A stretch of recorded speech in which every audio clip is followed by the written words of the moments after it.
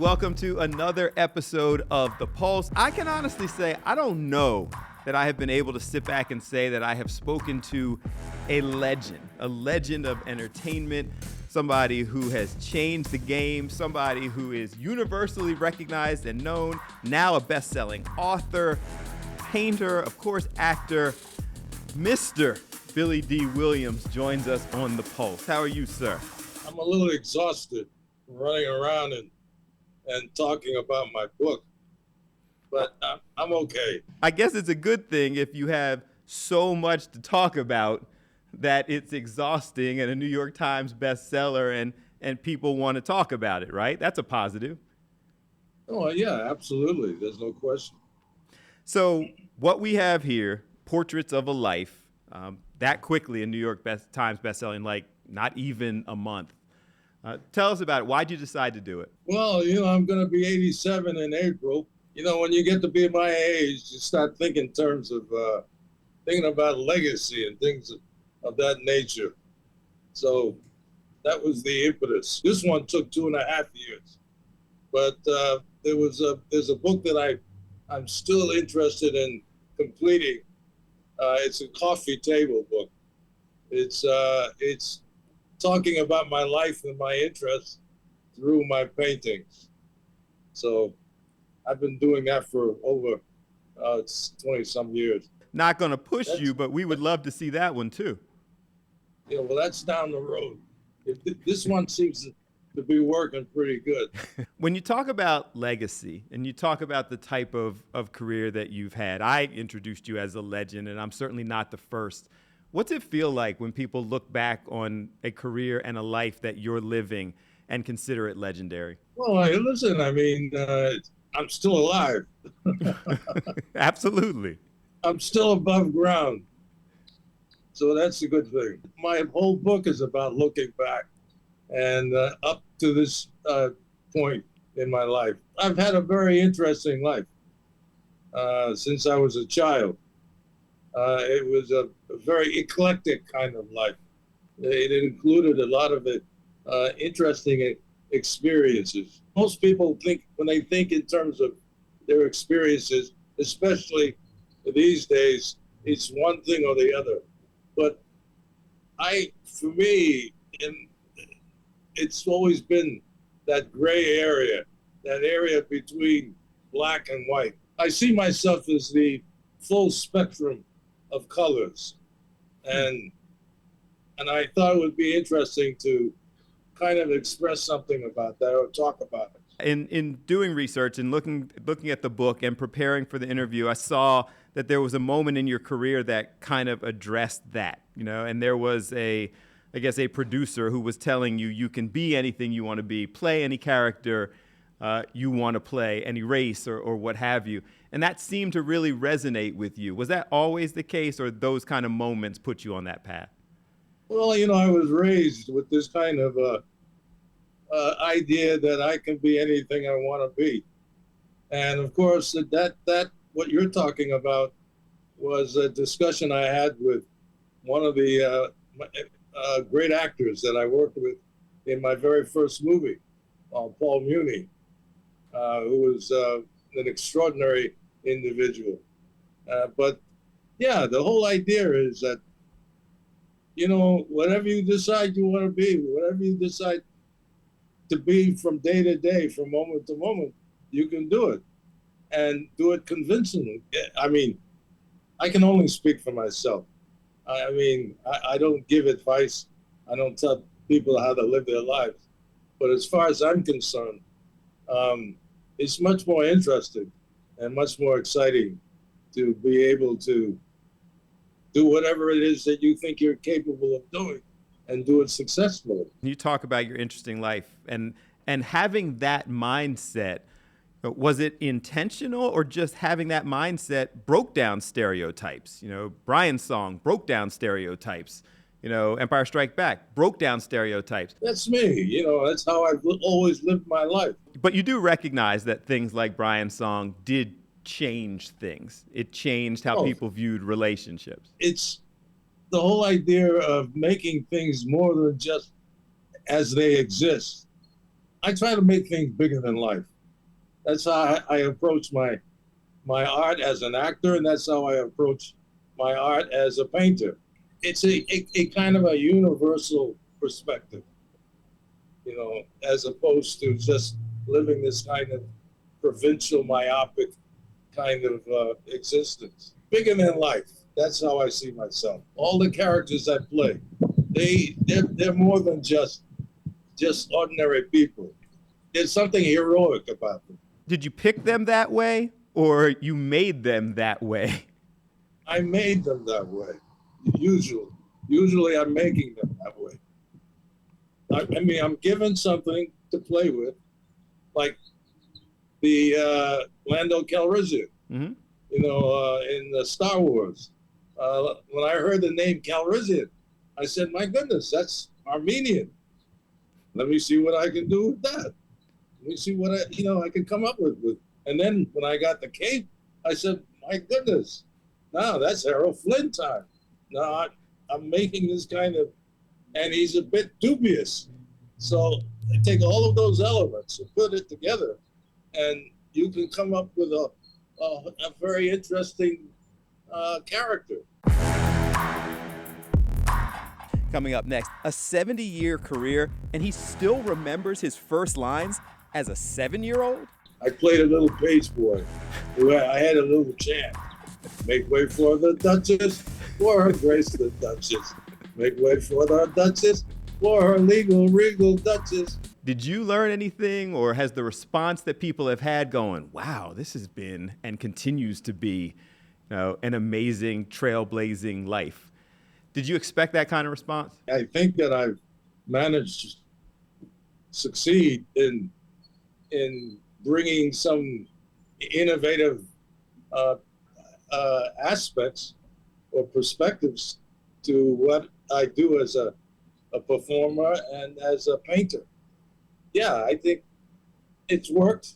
I think people kind of know that when they see me, they're going to get something a bit different. For somebody who has and continues to achieve so much, you almost seem like it's kind of matter of fact. Like you don't necessarily enjoy talking about your successes or the things that you've experienced. I mean, it's a humility, but it's almost like I'm just living my life.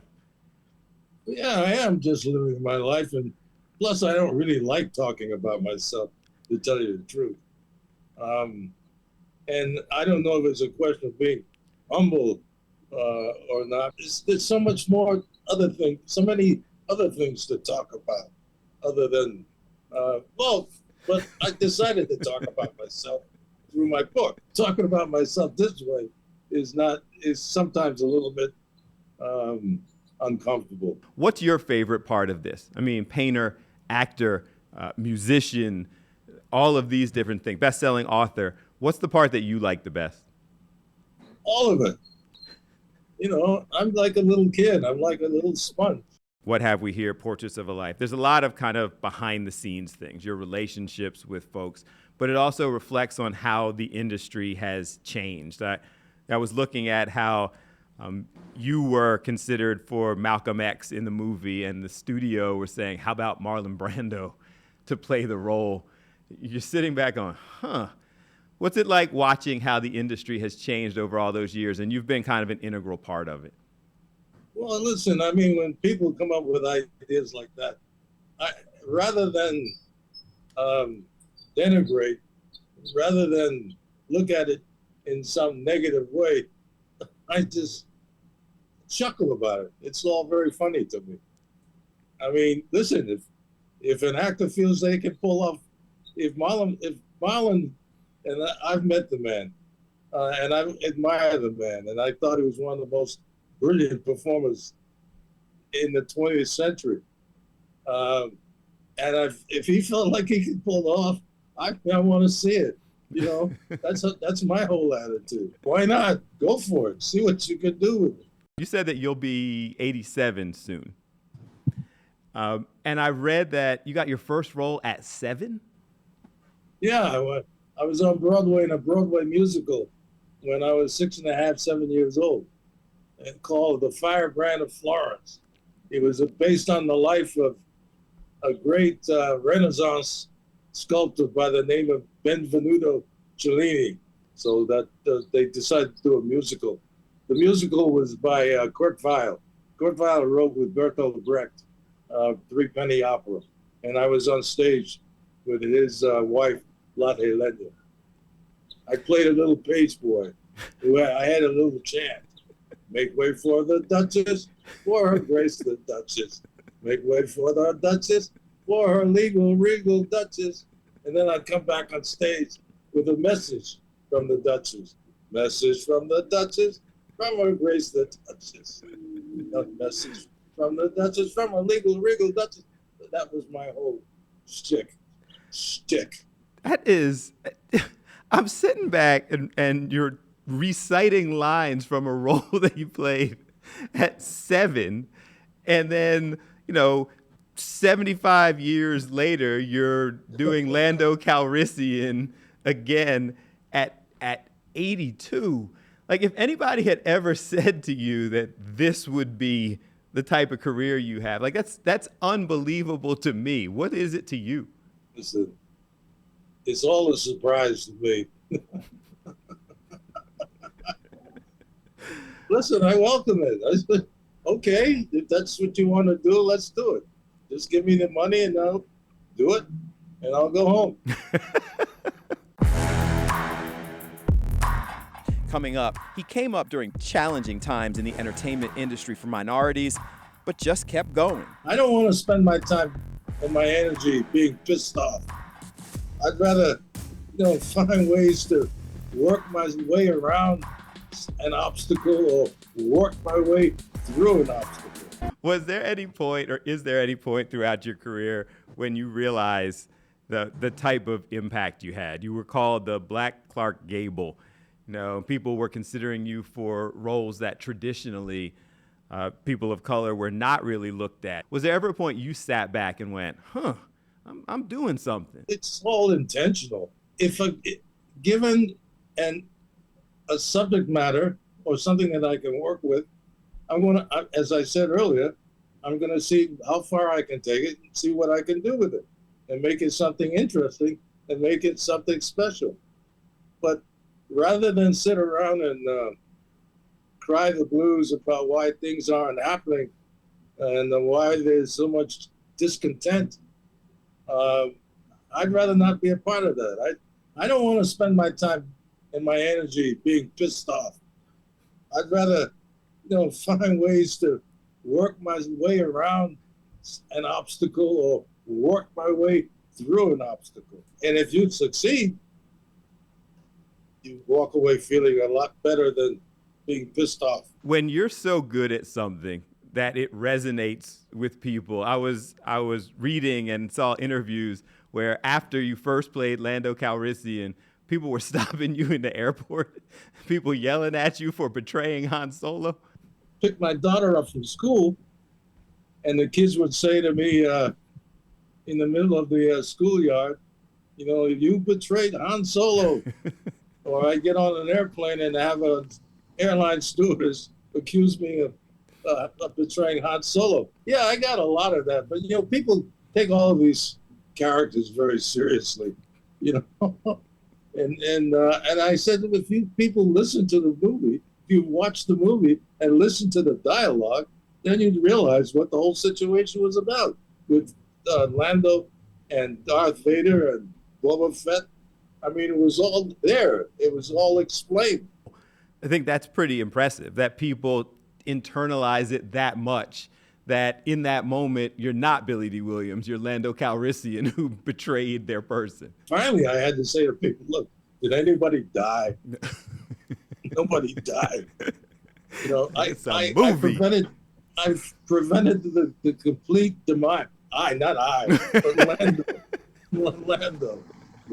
He prevented the complete demise of his friend and his friend's friends. Even you had to be Lando for a minute and explain to people, look, I saved him.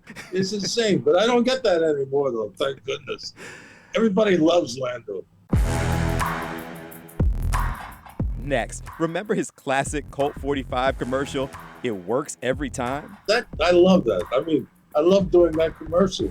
I love those lines. It's fantastic when you're given, a certain kind of dialogue. Another one that we were joking about getting ready for this interview was how many people have come up to you over the years and gone, it works every time. That I love that. I mean, I love doing that commercial. I love those lines. It's fantastic when you're given, a certain kind of dialogue that you can play with and do something interesting with. And of course, the dialogue that I had for Code 45 or even for a lot of the movies that I've done, where it was the kind of stuff that it can create a character. It works every time. When I say that line, it was like, it was humor for me. Those lines and how you present those lines can be very engaging if you have a sense of the absurd, or this sense of humor, I guess. Yeah. Well, and it worked for them because, again, I'm reading that those commercials in a lot of ways skyrocketed them towards the top of sales. Like, everybody wanted to go out there and grab some Colt 45 after somebody as smooth as Billy Dee said it works every time. And my whole perspective was, I didn't just want to gear it to one group of a cultural group. I wanted all cultures to embrace what I was doing and how I was doing it. Coming back to the book, it's already flying off the shelves. People obviously enjoying it. We've talked about some of the stories that are shared in the book. What do you hope that people get from What Have We Here? Letting people know that there's this guy out there who's totally ridiculous, who sees himself as a walking absurdity, who uses that sense of the absurd to talk about things in a way, in some abstract way. It's really me chuckling. I'm having a big, huge chuckle. And I'm using that chuckle as a way of saying, look, there's a much more interesting way to go about, I think, life, as opposed to being pissed off all the time. I don't think you're absurdity. I still said you're a legend, and it's my pleasure to have had the opportunity to speak with you. We've spoken to a lot of people. I'm not sure that I've gotten this level of excitement from more people when I said, I'm going to sit down and talk to Billy Dee. And you got 1,000 reactions, all from different movies, depending on what that person's generation is, or commercials, or what have you. So this is and has been a pleasure. We end every interview on The Pulse asking people to use their voice for good. That's the theme of the show. So when you hear that people should use their voice for good, what does that mean to you? That they should use their voice for good. That's simple. It's that simple. Guys, thanks so much for watching The Pulse with Bill Anderson with truly a legend, Billy Dee Williams. That was just fun. He's done so much in his career. He continues to do it, and now a book is sharing so much insight and behind-the-scenes information. I like talking to him. It was like getting to ask questions of somebody that you've always wanted to ask but never really get a chance to talk to them.